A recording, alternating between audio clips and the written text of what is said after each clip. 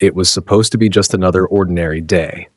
The air carried the crisp touch of autumn, and leaves were scattered across the parking lot, where my car sat cloaked in a thin layer of morning dew. My steps were slow, unhurried, almost indifferent, until something unusual caught my eye. A piece of paper was tucked under the windshield wiper. At first, I dismissed it as another flyer, a throwaway promotion for some local event. But as I reached out, the bold lettering in black ink stopped me cold. Trick or treat for treasure. Gold, gems, and priceless riches await the brave. October 30th, 2024, 5 p.m. Center Street Mall. Costumes mandatory. I froze, rereading the words that gleamed with promise and mystery. The flyer wasn't ordinary. Its edges were worn, frayed, as if countless hands had held it before mine. A faint coppery scent hung in the air around it, subtle but disturbing, as curling into my senses. The idea of real treasure in a Halloween game was absurd, almost laughable, but undeniably tempting. My life had grown so monotonous, my job so uninspiring, that the mere thought of something extraordinary was like oxygen to a drowning soul. Yet, a warning whispered in the back of my mind. What if it's a scam? Or worse? The unease twisted in my gut, my thoughts at war, when a firm hand clapped onto my shoulder, jolting me back to reality. What's got you so worked up? Scott's grin greeted me as he leaned over my shoulder, his energy almost infectious. His carefree attitude was a stark contrast to my hesitations. Check this out, I said, holding out the flyer. Some Halloween contest. Supposedly you can win treasure. Scott's brow furrowed for a moment as he read, but then a mischievous smile spread across his face. Sounds like a blast. Nicole would totally be into this. Nicole, our friend and the self-proclaimed queen of all things spooky, would jump at the chance. Within minutes, Scott had called her, and the plan was set. We would go. By 4:50 p.m., the three of us stood in the shadow of the Center Street Mall. Its charred remains loomed like a corpse, a relic of its former life before the devastating fire that had closed it years ago. Shadows crept along its cracked walls as the sun sank lower, casting everything in an ominous twilight. My stomach churned uneasily, but Scott and Nicole remained unshaken, their laughter cutting through the heavy silence. Then a black van pulled into the lot. The vehicle was nondescript, its windows tinted, and a faint trick-or-treat emblem on its side caught the dying light. From the driver's side, a man emerged. His ghost costume was nothing more than a white sheet, lazily draped, but his presence radiated authority. Is this everyone? He asked, his voice cold and clipped, more demand than question. We nodded, silence falling over us.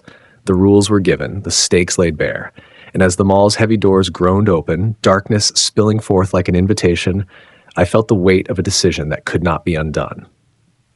As we approached the entrance, the atmosphere grew heavier. The door loomed before us, massive, dark, its warped wood splintered from years of neglect.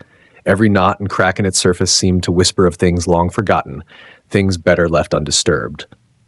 Beside it, a small metal box with a narrow slit waited, silent and foreboding. The man in the ghost costume stepped forward, his gesture curt. Phones go in here. No exceptions, he said, his voice sharp and unyielding, leaving no room for argument. I hesitated, gripping my phone like a lifeline. The thought of surrendering my only connection to the outside world sent a wave of unease crashing over me. One by one, though, I watched Scott, Nicole, and the others drop their phones into the box without hesitation. I didn't want to stand out, so I followed suit, the metal box clicking shut with an unsettling finality. The man's lips curled into a sinister smile. Good luck, he said, his words dripping with malice. The door groaned open, the sound reverberating like a low growl. The darkness beyond was absolute, yawning wide like the maw of some great beast. With one final look at each other, we stepped inside. The door slammed shut behind us with a resounding thud, the sound echoing like a death knell. The corridor ahead was suffocatingly narrow, the rough stone walls brushing against my arms as I walked. The air was damp, stale, and cold, carrying an oppressive weight that seemed to seep into my chest. A dim, flickering bulb hung far ahead, barely enough to pierce the inky blackness. Nicole clung tightly to my arm, her earlier excitement fading. This is intense, she whispered, her voice trembling. Ahead of us, Scott strode forward confidently, his pirate costume swaying with each step, his plastic sword gripped like it might actually ward off whatever lurked in the shadows. The corridor seemed endless, stretching on for what felt like hours. Then, abruptly, the suffocating passage opened into a vast courtyard, and the change in atmosphere hit us all at once. The oppressive darkness lifted, revealing an eerie beauty. A towering bonfire stood at the center, its flames casting a warm orange glow. The fire crackled softly, shadows dancing and twisting across the cobblestone square in hypnotic patterns. Surrounding the bonfire were clusters of small, crooked houses. The houses were unnerving in their detail. Their brass knockers were shaped like gargoyles and grotesque faces, and some doors bore long, jagged claw marks. Others were streaked with something dark, something that might have been dried blood. The metallic tang in the air was faint but unmistakable, and it turned my stomach. Nicole's eyes lit up despite the unsettling surroundings. "This is incredible. It's like stepping into another world," she said, her voice filled with awe. Scott grinned, his enthusiasm undimmed. "Come on, let's get some treasure," he said, his voice eager, almost too eager. We approached the first house, our steps cautious. Scott knocked boldly on the door, his plastic sword at the ready. It creaked open slowly, revealing a hunched figure in a plague doctor mask. Without a word, the figure extended a gloved hand, dropping a gleaming coin into Scott's palm. Scott stared at it, wide-eyed. This is real gold," he whispered. Encouraged, we moved to the next house, and then another. Each door revealed more treasures, uncut gems, wads of cash, and more gold coins, all heavy and real. Our pillowcases grew heavier with every stop, but so did the unease that gnawed at me. The villagers never spoke. Their faces were hidden behind masks, their movements unnervingly smooth and mechanical. The silence was deafening, oppressive, each encounter leaving behind a chill that seeped deeper into my bones. Then it happened. A loud, jarring clang rang out. The sound came from somewhere deep within the village, reverberating through the square like a thunderclap. We froze, every one of us, as the sound echoed into silence. Nicole's grip on my arm tightened. "What was that?" she whispered, her voice thin and trembling. The air grew colder. The light of the bonfire dimmed, its flames flickering weakly, casting longer and darker shadows that seemed to crawl toward us. The festive excitement that had filled the square moments ago evaporated, replaced by a suffocating dread that settled like a heavy weight on my chest. It was clear now, the real game was about to begin. The first warning came in the form of a second bell. Its deep, haunting chime reverberated through the square, heavy with an ominous weight that sent a chill coursing through me. The once lively glow of the bonfire dimmed, casting the world in deep, flickering shadows that danced unnervingly across the cobblestones. We stood frozen, caught between the oppressive silence and the suffocating dark. The air grew heavier, thick with an unspoken tension, as though the village itself were holding its breath. Then came the sound. It was faint at first, a soft rustling barely audible above the quiet, but it grew louder, closer, carrying with it an otherworldly unease. From the corner of my eye, I caught a glimpse of movement, something tall, hunched, and unnervingly fast. It darted between the narrow houses, its form cloaked in a darkness so deep it seemed to devour the light around it. I couldn't tear my eyes away. Its outline was warped, unnatural, and the way it moved defied logic, almost as though it were bending the rules of the world itself. A low, resonant sound filled the air, like a growl just on the edge of hearing, rumbling deep enough to make my chest tighten. One of the others, dressed in bright reds and blacks, lingered too long. His gaze was fixed on the treasures he carried, clutched tightly in trembling hands. The figure in the shadows seemed to notice him, its movement pausing for just a heartbeat before it surged forward. The attack came in a blur, swift and brutal. A sharp, pained cry pierced the air before falling silent, leaving only the sound of hurried footsteps and the crackling fire. The figure in red was gone, his treasures scattered across the stone as the unsettling quiet swallowed the square again. Nicole clung to my arm, her breathing ragged. What was that?" she whispered, her voice barely audible. Beside us, Scott stepped forward, his gaze fixed on the abandoned trove of valuables. "He's not coming back for it," he muttered, his tone devoid of fear, driven by something else entirely. "Scott, no!" I snapped, but my voice came too late. He reached for the prizes, his hand curling around them greedily. For a moment, everything held still, and it seemed he had succeeded. But the shadows moved again. It came faster this time, its presence signaled by a deep, guttural sound that made the air feel electric. Scott barely turned before the figure loomed behind him, a blur of motion and force. He shouted, a sound that quickly faded as he was pulled into the consuming darkness. The silence that followed was punctuated only by the faint crackle of the fire and the echo of hurried footsteps retreating. The bells tolled once more, their sharp, rapid chimes urging us to run. I grabbed Nicole's hand, pulling her as fast as my legs could manage. The village, once eerie and curious, now felt alive with menace. The twisting streets became a labyrinth of crooked doors and flickering light. Every shadow seemed to move, every faint sound promising something terrible just out of sight. The treasures we once sought were meaningless now. The air hung heavy with the realization that this was no longer a harmless game. The rules, once exciting, had become a thin line between us and the unknown forces stalking the streets. As the last echoes of the bells faded into the stillness, I could feel it. This was no ordinary place. The village, with its twisted beauty and unrelenting shadows, had become a hunting ground, and we were its prey. The village had become a nightmare. Every corner threatened unseen horrors. Every shadow seemed to shift, alive with malice. The bells had long since fallen silent, leaving behind an oppressive stillness. In the distance, faint noises whispered through the darkness. Subtle movements, the scrape of something unnatural, a reminder that danger lingered close. Nicole and I staggered through the narrow, twisted streets, our breaths shallow, our bodies trembling with exhaustion. My mind raced, every instinct screaming for an escape. Then, by sheer luck or some unseen guidance, I found it. A hidden door, almost invisible behind a panel of splintered, weathered wood. "This way," I whispered, pulling Nicole toward it. My fingers fumbled as I pried the panel loose, revealing a narrow passageway shrouded in stale, choking air. It wasn't inviting, but it was safer than the exposed streets. Without a word, we stepped inside, carefully pulling the panel back into place behind us. The corridor stretched endlessly in both directions, dim and foreboding. Flickering lights overhead cast faint, trembling beams on the cracked floor. Cobwebs clung to the ceiling, brushing against our faces as we moved deeper. Rusted pipes lined the walls, dripping a foul-smelling liquid that pooled in murky puddles.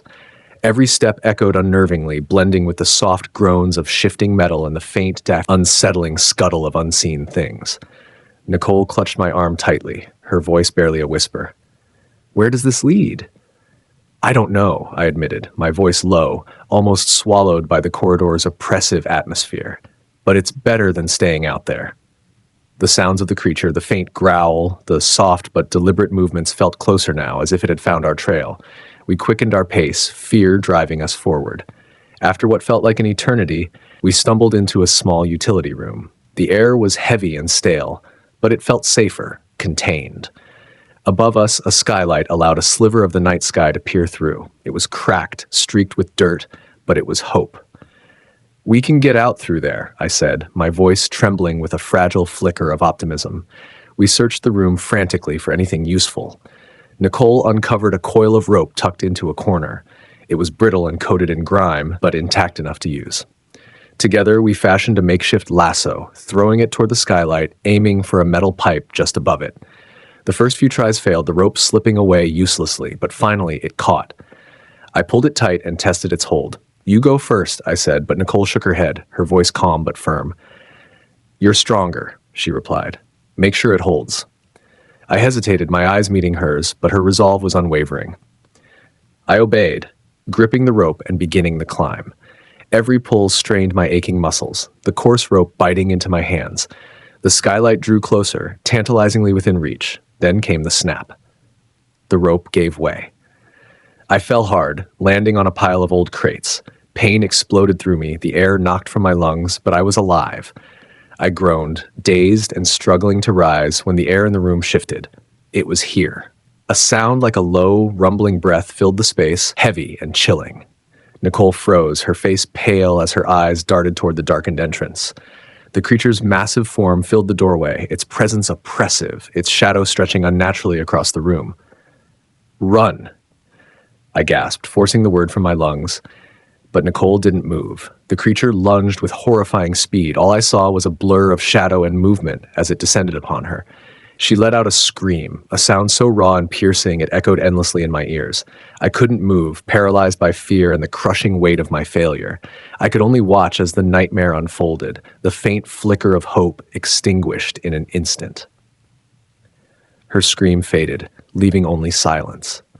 The room seemed to hold its breath, the weight of the moment pressing down on me.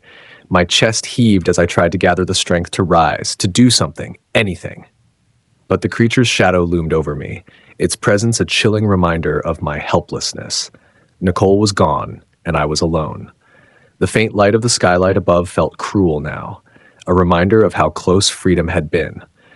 My legs trembled as I forced myself to move, each step weighed down by the suffocating grief and fear. Somewhere in the darkness, I knew the creature still lingered, and the night was far from over. The game wasn't over. It had only just begun. Nicole's lifeless body lay crumpled on the cold floor, her final scream still echoing in my mind.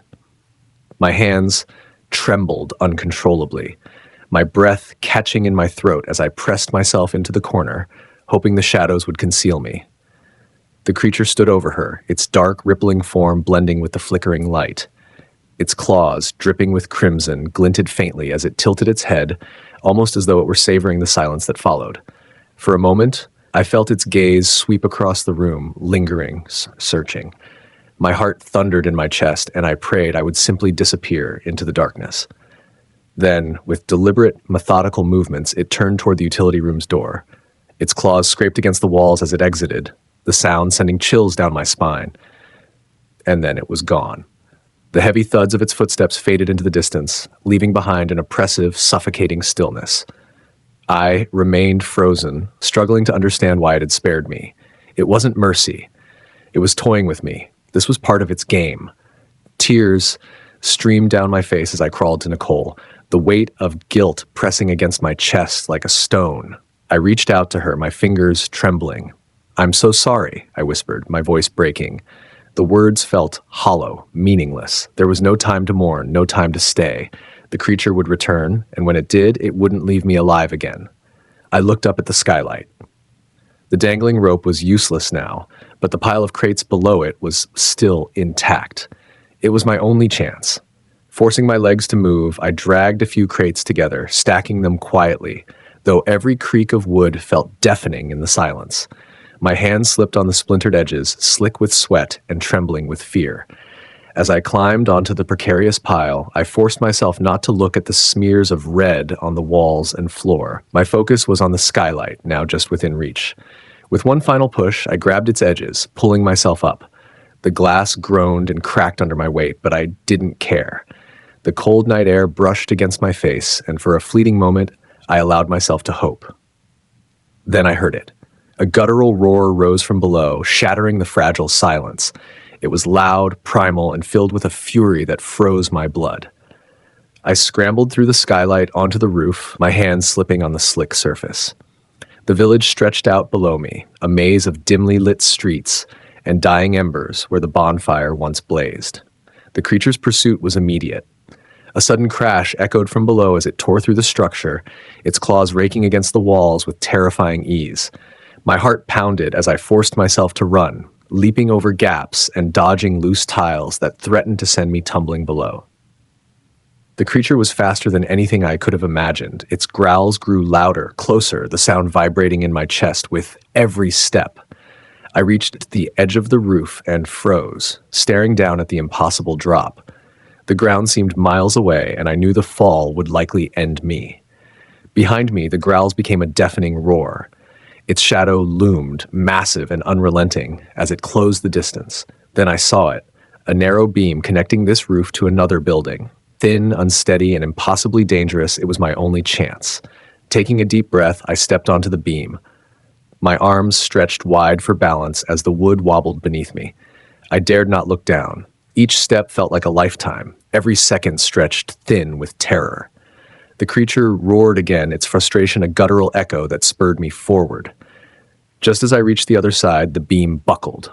I threw myself forward, landing hard on the next roof. Pain shot through my ribs, but I didn't stop. Behind me, the beam collapsed into splinters, and the creature let out an enraged howl that rattled the air. For the first time, I felt a glimmer of victory. but it was fleeting.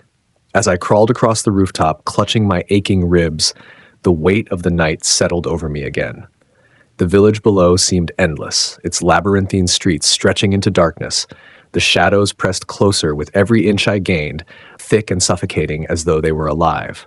This wasn't just a game. It was a nightmare without an end, and time was running out. The creature wasn't done. It never would be. The village square loomed before me, eerily silent and drenched in shadows. The bonfire, once the blazing heart of this twisted nightmare, had withered to faint embers casting an anemic glow over the cobblestones. The houses encircling the square stood like silent sentinels, their windows dark and hollow, staring as if they knew what was coming. Returning here was madness, a reckless gamble born of desperation. But I had no choice. The way out was somewhere here, hidden in the depths of this cursed place. Without the switch, I would never leave. I crept forward, each hesitant step sending a faint echo into the suffocating stillness. The air felt heavy, pressing against my chest, and my pulse pounded in my ears, louder than the soft crackle of the dying fire. Somewhere in the darkness it was watching me. I couldn't see it, not yet, but I felt its gaze, an oppressive weight that made my every muscle scream to flee. Then it came. A low, guttural growl sliced through the silence. I froze mid-step, my breath catching. My eyes darted wildly across the square, but the shadows twisted and swirled, betraying no shape. And then I saw it. A massive silhouette emerged from the darkness, moving with an unsettling, predatory grace. Its elongated claws scraped against the cobblestones, each sound sharp and deliberate, as if it wanted me to know how close it was. The creature's form was cloaked in an impenetrable darkness, a void that seemed to devour the weak light around it. And then, its eyes. They burned like embers, twin points of malevolent fire, locking onto me with an intensity that rooted me to the spot. My legs shook, but I couldn't run. There was nowhere left to go. The creature's growl deepened, rumbling through the square like a warning. My hands instinctively clenched the treasures I had collected earlier, as their sharp edges biting into my palms. They were meaningless now. Trinkets in a game where survival was the only prize. "Come on," I shouted, my voice trembling, cracking with fear and defiance. The words felt pitiful, but they were all I had. It lunged. Its claws slashed through the air, a blur of shadow and violence. I threw myself to the side, hitting the rough cobblestones hard. Pain shot through my ribs, the impact stealing my breath but I forced myself to roll and scramble back to my feet. My chest burned and my vision blurred with tears, but I couldn't stop. As I stumbled backward, my hand brushed against something cold and metallic embedded in the stone. The switch. My heart leaped. Desperation overtook fear as my fingers closed around the lever. With a guttural scream of effort, I yanked it upward. A deep, resonating clang echoed through the square, a sound so loud it drowned out the creature's growl. The ground beneath my feet vibrated as ancient machinery groaned to life. At the far end of the square, a door swung open, spilling harsh, blinding light into the darkness. The creature recoiled, its burning eyes narrowing, its claws pausing mid-strike. For the first time, it hesitated. I didn't. I ran. My legs burned as I sprinted toward the open door, the cobblestones blurring beneath me. Behind me, the creature let out an enraged snarl, its voice blending with the distant, terrified screams of the other players still trapped in this hellish game. But I didn't stop. The light grew brighter, engulfing me as I crossed the threshold. And then, silence. I collapsed to my knees, gasping for air. I was free, or so I thought. Turning back, I saw it. The creature standing at the doorway, its silhouette framed against the light. Its fiery eyes burned brighter than ever, locking onto mine with a promise I couldn't ignore. It didn't follow. It didn't need to. The message was clear. This wasn't over. Not yet. Not really. I stumbled out into the cold night air, my lungs burning as I collapsed onto the pavement outside the village. The door slammed shut behind me with a resounding thud, cutting off the blinding light and the muffled screams of those still trapped inside. For a moment, the silence was deafening, pressing down on me like a physical weight. I lay there trembling, the adrenaline draining away to reveal the full, horrifying magnitude of what had just happened. I was free, but at what cost? The bag of treasures I had clung to felt heavier than ever, not because of its contents, but because of what it represented. Scott and Nicole were gone, their lives snuffed out in that horrifying place. Their faces flashed in my mind, frozen in terror, their blood staining the cobblestones of the village. I tried to shake the images, but they wouldn't leave. They lingered, like ghosts etched into the edges of my vision. I sat up, my hands trembling as I opened the bag. Gems, gold coins, and cash spilled out just as promised. For a fleeting moment, hope flickered in me. Maybe, just maybe, it had all been worth it.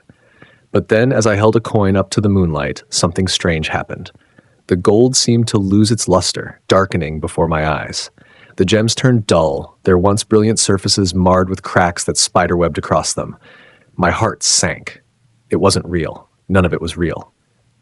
The treasure, the promise of unimaginable wealth, had been a lie, a cruel, twisted trick to lure us in, to make us risk everything for nothing. My hands tightened around the bag as anger bubbled up inside me, fierce and hot.